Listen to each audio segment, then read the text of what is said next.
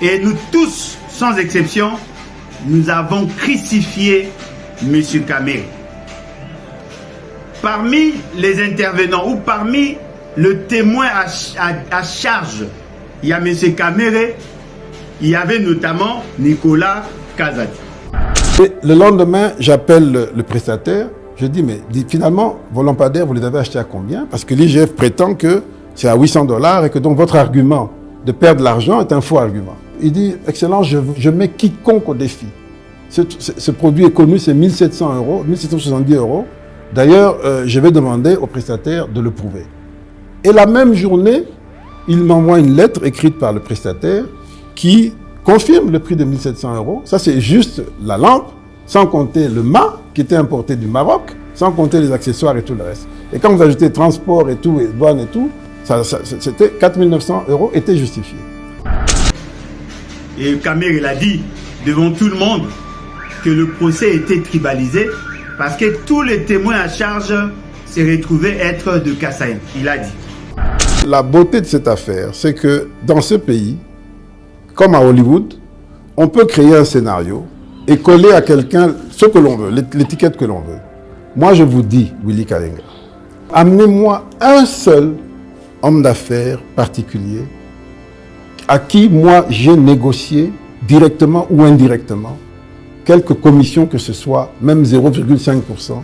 Ça n'existe pas. Ce monsieur a été jugé, il a été condamné à 20 ans, à 13 ans et par la suite, il a été acquitté. Nous l'avons traité de voleur, nous l'avons traité de détourneur. Mais il s'agissait là d'un seul projet de 57 millions de $. De toutes les auditions qu'on a eues, je me souviens de 3 remarques de magistrats différents, pas le même magistrat. Le premier, il me dit, au tout début, il me dit, mais lorsque j'entends... D'abord, il me demande, mais qu'est-ce que vous... On a vu votre lettre, vous voulez être entendu, qu'est-ce que vous voulez exactement? Moi, je dis, mais non, c'est à vous de me dire ce que vous me voulez, puisqu'il y a une réquisition qui me concerne. Et puis, je leur relate mes faits, ce que j'avais à dire. Puis, ils me disent, mais le magistrat me dit, mais quand je vous entends, je ne vois pas vraiment ce que vous faites ici. Et il conclut en disant, vous savez, dans la vie, est-ce que vous priez? Moi, je dis oui. Dans la vie, il y a des dossiers où il faut seulement prier. Donc moi, je vous conseille de prier. Ce qui est surprenant, Kamere a été condamné, insulté, mais aujourd'hui, Kamere devient le président de l'Assemblée nationale. Et donc, aujourd'hui, à la limite, devant un dilemme, il doit choisir entre la fonction et les intérêts de la nation. Le lendemain, mon conseiller financier, Vageni Paipai, m'envoie un message. Il dit, monsieur le ministre, quand nous avons terminé à Istanbul, nous avons signé un PV, on avait trouvé un accord sur 125 millions pour 20 000 places. Là, on vient de vous faire signer 175 millions. Je ne sais pas d'où vient la différence de 50 millions. Alors, je m'inquiète parce que c'est une responsabilité. Je prends son message, je l'envoie au chef de l'État pour dire, il me demande c'est qui ça, je l'explique. Il me dit, ah non, il n'est pas question qu'on se fasse avoir comme ça. Il faut clarifier ça, il faut revoir. Je pense humblement qu'il est astreint à défendre les intérêts de la nation, quel qu'en soit le prix. Parce que ce qu'il est là, Kamere à défendre Bamiyibi, à risquer à perdre le peu d'honneur au Yazali Nayango Lelo.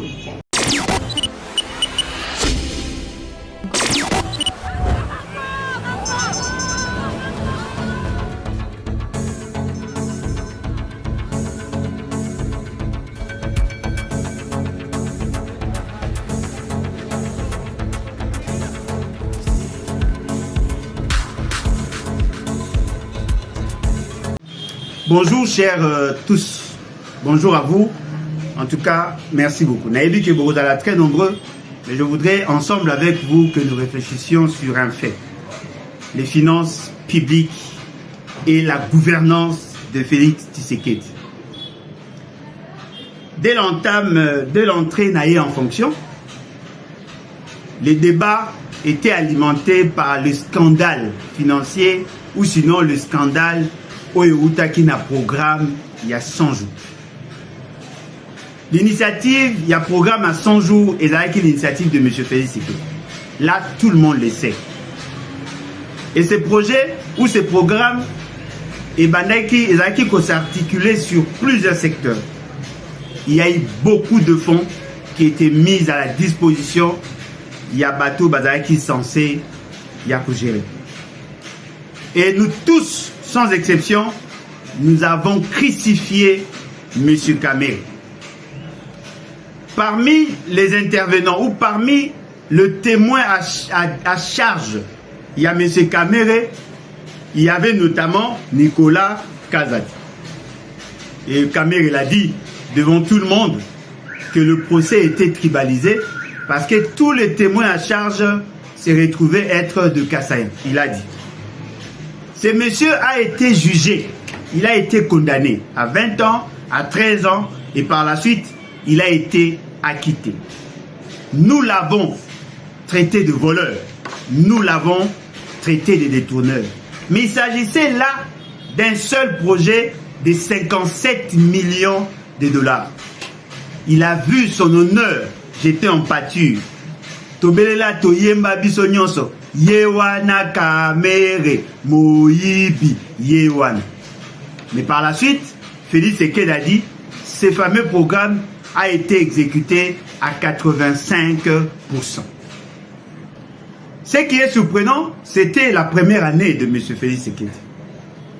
Mais parlons un peu de la dernière année, de la première mandature.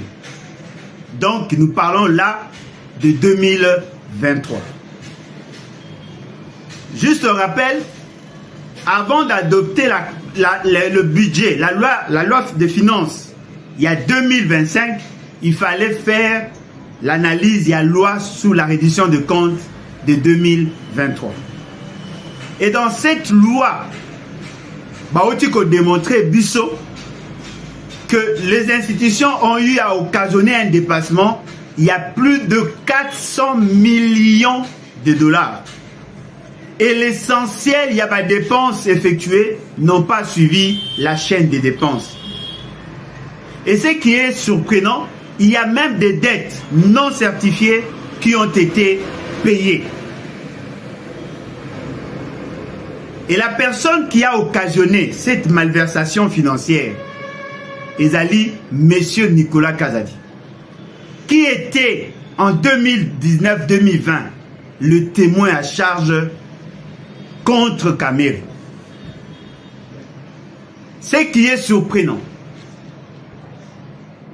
Kamere a été condamné, insulté, mais aujourd'hui, Kamere devient le président de l'Assemblée nationale. Et donc, aujourd'hui, à la limite devant un dilemme, il doit choisir entre la fonction et les intérêts de la nation. Je pense humblement qu'il est astreint à défendre les intérêts de la nation, quel qu'en soit le prix. Parce que ce qu'il est là, Kamere à défendre Bamiyibi, a risqué à perdre le peu d'honneur au Yazali Nayango Lelo. La société ne l'a pas aménagé sur la question, il y a logements sociaux. Mais aujourd'hui, c'est lui le contrôleur. Il se rend compte que la personne qui l'avait chargé a détourné l'argent, a occasionné la malversation. Et lui, on parlait de 57 millions de dollars. Mais aujourd'hui, on parle de 400 et quelques millions de dollars. Je dirais même en termes de milliards. Monsieur Kamere doit choisir entre la nation et la protection de sa fonction. Parce que l'autre est vrai. S'il s'attaque à Nicolas Kazadi, il s'attaque à Félix Tshisekedi. S'il s'attaque à Nicolas Kazadi, il s'attaque, n'est-ce pas, à Sama Lukonde. Je suis sûr et certain, Bakola Kisaye Mandoki. Mais ce qui est vrai, il doit compter sur la nation. Parce que sa faute a été corrigée par la sanction. Mais cette fois-ci, les fautes sont lourdes, sont graves.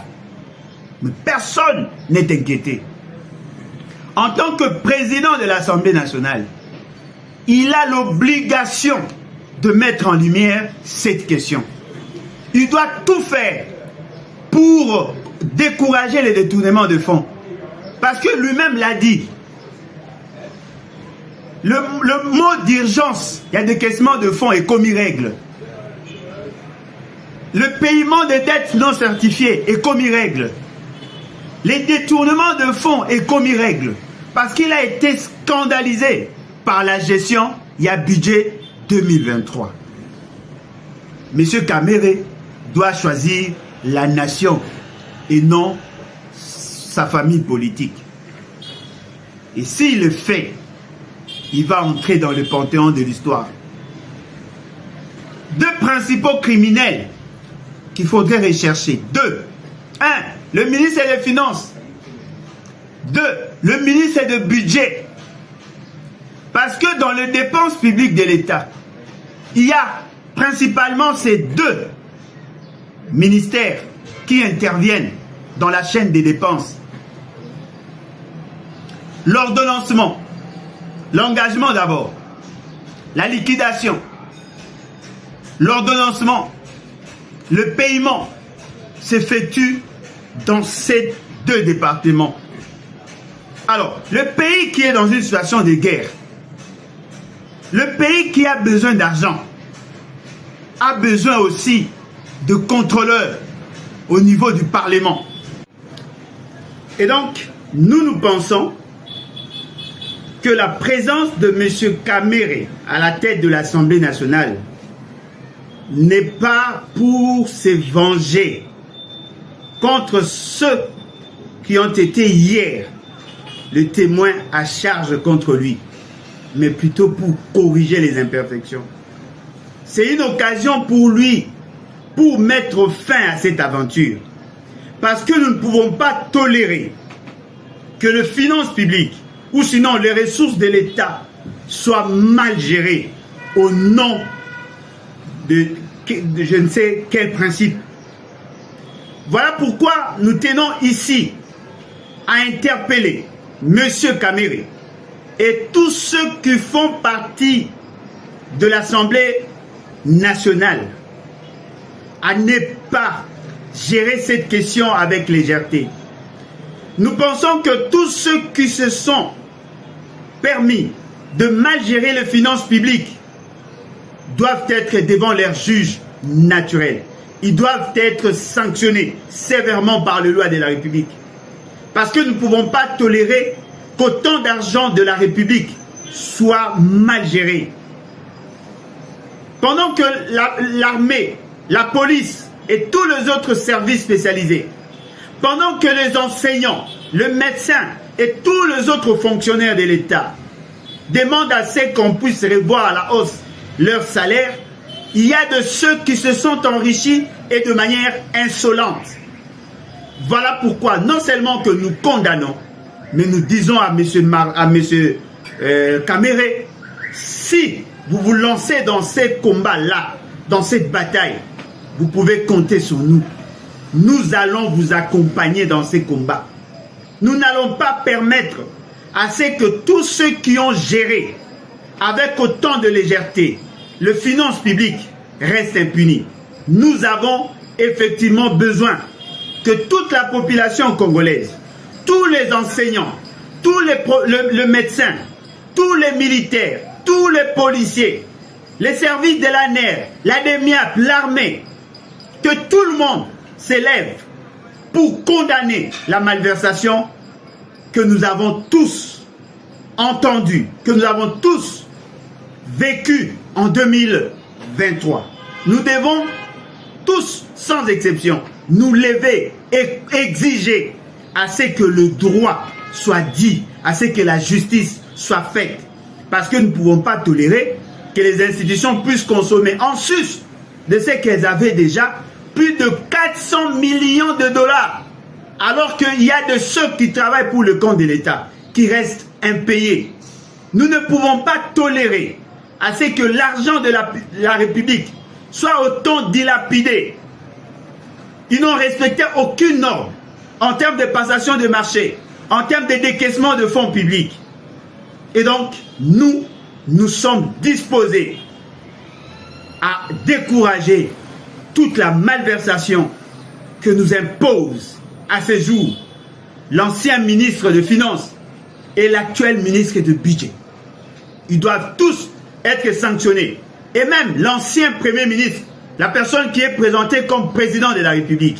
Si nous ne le faisons pas, nous serons des complices naïfs et l'histoire retiendra que nous n'avons pas aidé les générations futures à comprendre la nécessité d'une bonne gouvernance. Et donc voilà pourquoi nous invitons tout le monde que Moutou Nyonso Esika Azali à Téléma Tokomisa Bitumba Oyo ya Biso to décourager tous les détourneurs, tous les voleurs. Comment peut-on gérer la République local à un fait privé?